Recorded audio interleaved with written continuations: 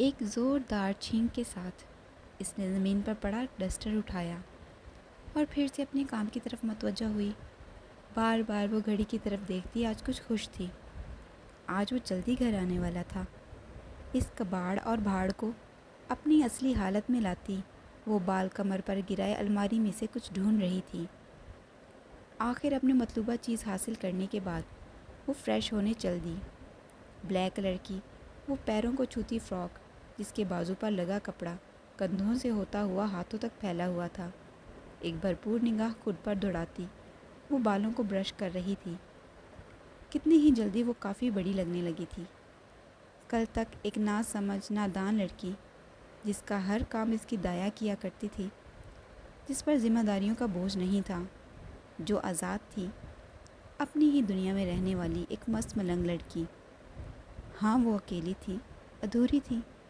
وہ ایک ایسی دنیا میں رہتی تھی جہاں زیادہ تر بچے احساس کمتری کا شکار ہوتے ہیں، مگر وہ پیاری سی لڑکی سب کچھ اپنا کر خود کو مضبوط کر چکی تھی۔ وہ اپنی زندگی کو کھل کر جینے والی اور ہر رشتہ پورے دل سے نبھانے والی تھی۔ اتنی جلدی وہ اتنی بڑی ہو جائے گی، اس نے کبھی نہیں سوچا تھا۔ اب ذمہ داریاں تھیں جو اسے نبھانی تھیں۔ محبت، کچی عمر کی محبت، ایک عورت کو بہت جلد سمجھدار بنا دیتی ہے۔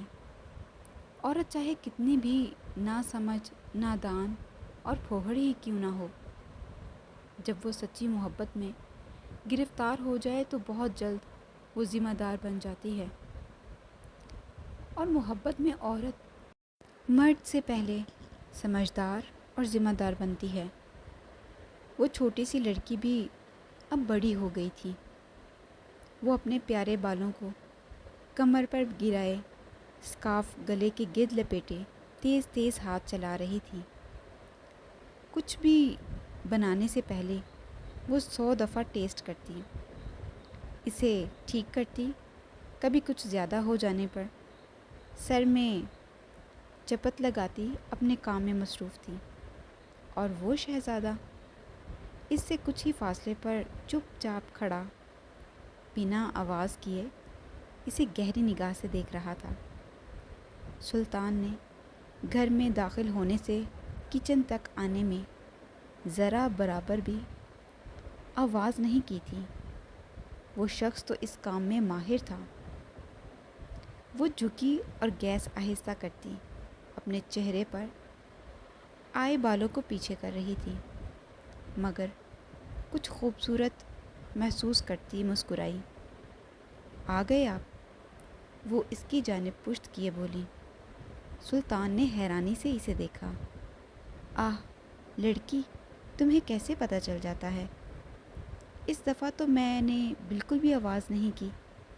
وہ قریب آتا، ہمیشہ کی طرح اس کے وہ چھوٹے سے ہاتھ تھام کر کندھوں پر رکھ چکا تھا۔ مسٹر چلاک، آپ کو لگتا ہے آپ مجھ سے چھپ کر آ سکتے ہیں، یا پھر آپ کی آمد سے میں بے خبر رہ سکتی ہوں؟ سچ میں نے کوئی بھی آواز نہیں کی، پھر بھی تمہیں کیسے پتہ چلا؟ وہ ایک آئی برو اچکا کر اسے دیکھ رہی تھی۔ آپ اپنے قدموں کی آہٹ کو مجھ تک پہنچنے سے تو روک سکتے ہیں، مگر اپنی اس خوبصورت خوشبو کو نہیں۔ یہ آپ کے آنے سے پہلے ہی مجھ تک پہنچ جاتی ہے۔ اس مضبوط شخص نے آہ بھرتے چہرہ اٹھائے چھت کی طرف کیا اور کہا، تو یہ بات ہے، یہ خوشبو پکڑی جاتی ہے۔ جی بالکل۔ وہ اس کے کندھوں پر انگلیاں گھما رہی تھی۔ سلطان نے ایک گہری نگاہ سے اسے اوپر سے نیچے تک دیکھا۔ وہ اسے بلیک کلر میں ہمیشہ ہی خاص اور خوبصورت لگتی تھی۔ آہ کڑیے، تو انی سونی کیوں ہیں؟ وہ شریر سا مسکراتا بولا، جبکہ وہ سوالیہ چہرہ لیے اسے نہار رہی تھی۔ اب اس کا کیا مطلب؟ وہ آئی برو اچکائے بولے، مطلب بتانے کے لیے تھوڑی ہوتا ہے، پاگل لڑکی۔ وہ مسکراہٹ دباتا بولا، یہ تو غلط بات ہے نا عبدر، مشکل سے ہی تو آپ کچھ بولتے ہیں اور وہ بھی الٹی زبان میں۔ اب میں اسے کیسے سمجھوں؟ وہ خفا ہوئی۔ مجھے سمجھائیں۔ جو ابھی آپ نے کہا۔ وہ اس سے فاصلے پر ہوئی۔ گوگل کر لو۔ کہتا ہوا وہ لب دباتا بالوں میں ایک ادا سے ہاتھ پھیرتا کچن سے جا چکا تھا، جبکہ وہ سوالیہ نگاہ ادھر ادھر دیکھتی اپنے فون کی طرف بڑھی۔ آن کرتے ہی وہ ٹرانسلیٹر نکالے، اب اس کے الفاظ یاد کر رہی تھی۔ کیا کہا تھا اس پاگل آدمی نے؟ کڑی کیا؟ سوہن کیا تھا؟ وہ سر کھجاتے یاد کر رہی تھی۔ کچھ یاد نہ آنے پر وہ تیزی سے کمرے میں گئی۔ وہ کیا لفظ تھے؟ اب بتائیں ذرا، میں ابھی گوگل۔ وہ تیز تیز چلتی، وہ فون کی اسکرین میں دیکھتی، سیدھا اس مضبوط سینے سے ٹکرائی۔ اللہ اللہ، انسان کم دیوار زیادہ ہیں آپ۔ نگاہیں اس پر جماتی، وہ اب سختی سے آنکھیں میچ چکی تھی اور آنکھیں نیچے کیے اب اپنی جلد بازی پر خود کو کوستی مڑی۔ سلطان نے اسے کلائی سے پکڑتے گھما کر اپنے مضبوط حصار میں قید کیا۔ کیا پوچھ رہی تھی تم؟ کچھ نہیں، میں بعد میں آ جاؤں گی۔ وہ بمشکل مسکراہٹ دباتا کھڑا تھا۔ بعد میں کیوں؟ میں ابھی فری ہوں، جو پوچھنا ہے ابھی پوچھ لو، بعد میں مجھے ڈھیر سارا کام ہے۔ پوچھو۔ وہ قریب ہوا تو اس پاگل آدمی کی سانسیں اسے اپنے رخسار پر محسوس ہوئیں۔ وہ سفید رخسار ایک پل میں سرخ ہوا۔ وہ آپ نے کہا؟ وہ اسے یوں سرخ ہوتا دیکھ کر لب دباتا کھڑا تھا۔ لڑکی، یوں بلش ہی کرتی رہو گی تو کام کی بات کیسے کرو گی؟ وہ گرم سانسیں رخسار سے ہوتی ہوئیں اب اس کے کانوں سے جا ٹکرائیں۔ ایک گہری سنسناہٹ اس نازک سے وجود کو محسوس ہوئی۔ آپ 1-2 فٹ کے فاصلے پر ہو جائیں گے تو میں زیادہ اچھے سے پوچھ سکتی ہوں۔ وہ اٹک اٹک کر بولتی اس پاگل آدمی کو کھل کر ہنسنے پر مجبور کر گئی۔ اس مضبوط شخص کی ہنسی لکڑی کے بنے اس پرکشش فلیٹ میں گونجتی اس پاگل لڑکی کو ایک خوبصورت احساس دلا رہی تھی۔ وہ ہنوز آنکھیں میچے کھڑی تھی۔ اس بلیک ڈریس میں تمہارے یہ سرخ رخسار مجھے بہت پسند آئے۔ وہ جھکا اور اس نازک سی لڑکی کو اپنے رخسار پر وہ دہکتے لب محسوس ہوئے۔ ایک پل کو وہ سہم گئی۔ پاگل لڑکی، مسکرا کر کہتا وہ اسے آزاد کرتا فریش ہونے چل دیا۔ اس کے جانے کے تقریباً 32 منٹ بعد دھیرے سے آنکھیں کھولتی وہ اپنے سر میں چپت لگاتی، اپنے بے قابو دھڑکنیں اعتدال میں لاتی زن سے کمرے سے باہر نکلی۔ وہ پاگل آدمی اب مکمل اپنے کام میں ڈوبا اسے نظر انداز کیے بیٹھا تھا۔ اس کے مطابق عبدالباری عشاء کو نظر انداز کیے بیٹھا تھا۔ شاید اس جنم میں تو یہ ناممکن تھا۔ بظاہر وہ کام میں ڈوبا شخص اس پاگل لڑکی پر سے نگاہ نہیں ہٹا پا رہا تھا۔ اسے محسوس ہونے دیے بغیر وہ بھٹک رہا تھا۔ بار بار سلطان نے ایک گہری سانس بھرتے گردن کو موڑ کر ایک سائڈ پر کیا۔ وہ اس سے کچھ ہی فاصلے پر بیٹھی فون میں اسکرولنگ کرنے میں مصروف تھی۔ سنو، سلطان کی آواز پر اس نے موبائل سے نگاہ ہٹاتے اسے دیکھا۔ جی کہیں؟ جب میں کام کر رہا ہوں تو اپنے بال باندھ لیا کرو۔ وہ لیپ ٹاپ پر دیکھ رہا تھا۔ وہ کیوں؟ عشا نے ٹھوڑی پر ہاتھ رکھا. Because I can't focus on my work. پاگل لڑکی. اس نے ایک گہری نگاہ سے اسے دیکھا. وہ شریر سا مسکرائی. فون ایک سائڈ پر رکھتی. وہ اپنے سارے بالوں کو رول کرتی. اٹھ کر اس کے قریب آتی.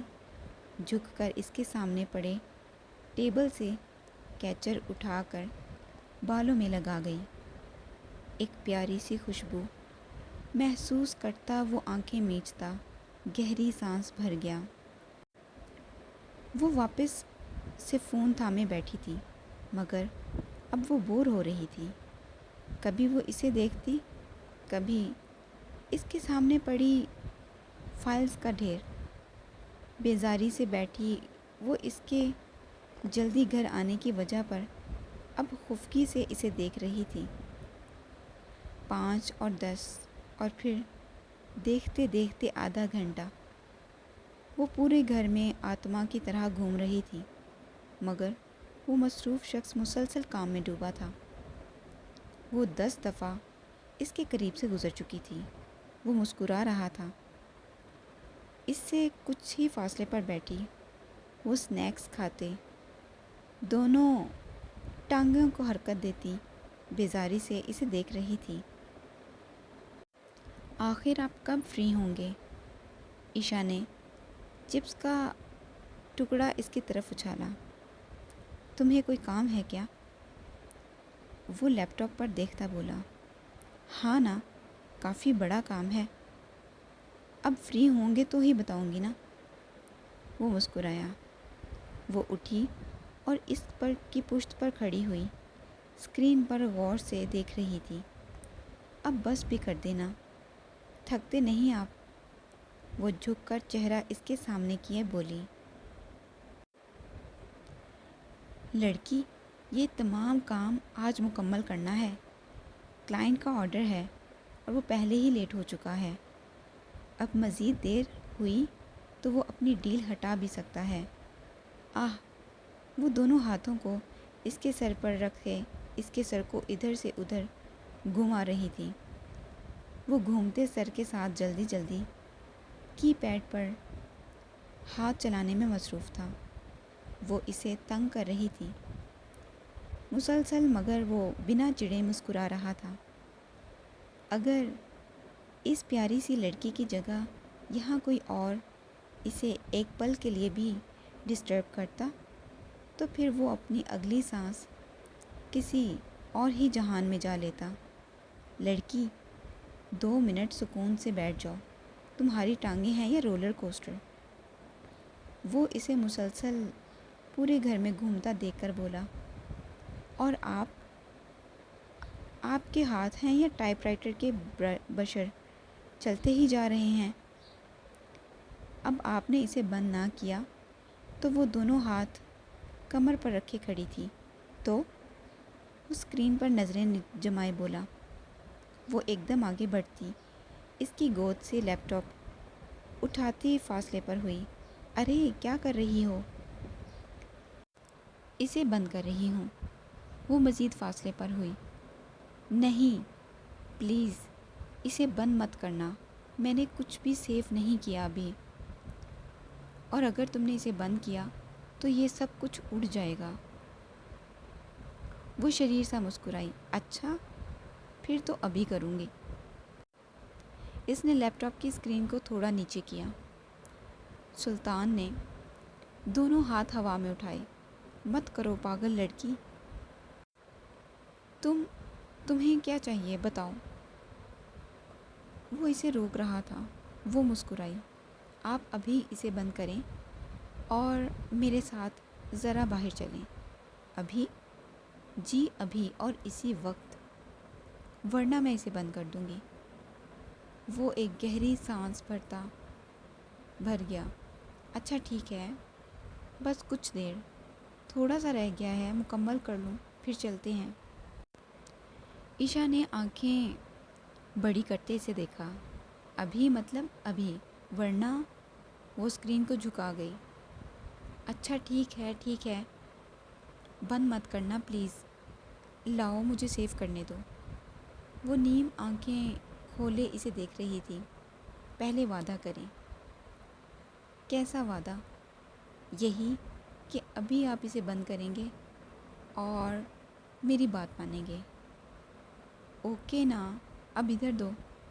ہاں چلاک بنتے ہیں، پہلے کریں اللہ کا وعدہ۔ سلطان نے دونوں بازو سر پر رکھے۔ کریں؟ اچھا بھائی، تمہارے اللہ کا وعدہ، بس اب لاؤ ادھر۔ وہ ہنسی۔ اب آئے نا لائن پر۔ وہ لیپ ٹاپ اس کے حوالے کرتی، بال جھٹکتی کمرے کی طرف بڑھی۔ چڑیل کہیں کی، تمہاری لائن میں درست کروں گا کسی دن۔ وہ مسکراتا ہوا اپنا کام کر رہا تھا۔ وہ کے کوٹ کی جیبوں میں ہاتھ ڈالے اس کی ہمراہ چلتی ہوئی جا رہی تھی۔ سڑک کے بیچوں بیچ بنی ٹرام لائن پر وہ اس کی لائن پر پاؤں رکھتی چل رہی تھی، دونوں ہاتھ ہوا میں اٹھائے۔ وہ دھیان سے اس کے اوپر چلتی مسکرا رہی تھی۔ وہ مسلسل اس کے چہرے کی طرف دیکھتا، مسکراتا ہوا نہ میں گردن ہلا رہا تھا۔ مجھے استقلال اسٹریٹ بہت پسند ہے۔ وہ آس پاس سے گزرتے لوگوں اور وہاں کے رونق دیکھتی خوشی سے بولی۔ چلتے چلتے وہ ایک شیشے کے دروازے سے بنی بڑی سی شاپ کے قریب سے گزرے۔ کونک کی باپ بڑے سے سرخ لفظوں میں اس شاپ کا نام جگمگا رہا تھا۔ وہاں سے آتی رنگ برنگی آوازوں نے عشا کا دھیان یک لخت ہی اپنی اور کھینچا۔ وہ چلتے چلتے ہمیشہ کی طرح ڈیروں باتیں کرتی بنا رکے بول رہی تھی۔ پیدل چلنا تو اسے ہمیشہ سے ہی پسند تھا۔ اب اس نے اس مغرور سے انسان کو بھی اپنے ساتھ پیدل چلا چلا کر عادی بنا دیا تھا۔ اب اسے اپنی پیاری سی بیوی کے ساتھ بے مقصد سڑکوں پر بن منزل چلنا بہت پسند تھا۔ چل کر دیکھنا پسند ہے؟ دل چاہتا ہے میں بس چلتی جاؤں، کبھی نہ رکوں۔ وہ اچھلتی ہوئی اس کے قریب سے گزرتی، ایک دم آگے ہوئی۔ ہاں آتا ہے تمہیں اسی طرح دیکھ کر، وہ دھیرے سے بولا۔ شام گہری ہوئی، رات نے پر پھیلائے اور روشنیوں نے رات کو اپنی روشن آغوش میں بھر لیا۔ سڑک کے ایک کنارے پر ہاتھ میں گٹار تھامے ایک 30 سے 32 سال کا آدمی بہت ہی خوبصورت آواز میں بیلکی گانے میں مصروف تھا۔ وہ ایک پل کو رکی۔ اسے یہ بیلکی ہمیشہ سے ہی بہت پسند تھی، مگر اس آدمی کی آواز واقعی بہت خوبصورت تھی۔ سلطان، اس کے پکارنے پر سلطان نے اس کی جانب دیکھا۔ مجھے آپ کے ساتھ ڈانس کرنا ہے۔ وہ اس کے سامنے کھڑی تھی۔ وہ مسکرایا۔ تمہیں سالسا کے سٹیپس پتہ ہیں؟ عشا نے نفی میں گردن ہلائی۔ نہیں تو، مگر مجھے پھر بھی کرنا ہے، وہ معصومیت سے بولی۔ تو وہ کھٹور شخص اس کے چہرے کی وہ معصوم سی مسکراہٹ دیکھ کر اپنی پہچان بھول چکا تھا۔ جو حکم میری پیاری بیوی، وہ سینے پر ہاتھ رکھتا بولا۔ کہتے ہی وہ اس سے کچھ فاصلے پر ہوتا تھوڑا سا جھک کر اپنا بڑا سا ہاتھ اس کی طرف بڑھائے کھڑا تھا۔ عشا نے ایک مسکراہٹ لیے اس کی ہتھیلی پر اپنا چھوٹا سا ہاتھ جمایا۔ سلطان نے ایک جھٹکے سے اسے اپنی جانب کھینچتے اس کا ہاتھ گھما کر اس کے سر کے گرد سے رول کر کے اسے خود سے کچھ فاصلے پر کیا اور اگلے ہی پل اپنی طرف کھینچا اور کمر سے پکڑتے وہ اسے سیدھا ہوا میں اٹھائے گھما رہا تھا۔ وہ کبھی حیرانی سے تو کبھی خوشی سے اسے دیکھتی۔ اس کے ساتھ ساتھ وہ سٹیپ میچ کرتی کھل کر مسکرا رہی تھی۔ وہ کتنے ہی مزے سے ہاتھوں کو ادھر سے ادھر کیے، اسے کبھی ادھر گھماتا کبھی ادھر۔ وہ نازک سا ہاتھ تھامے وہ اس کے سنگ کسی اور ہی دنیا میں جھوم رہا تھا۔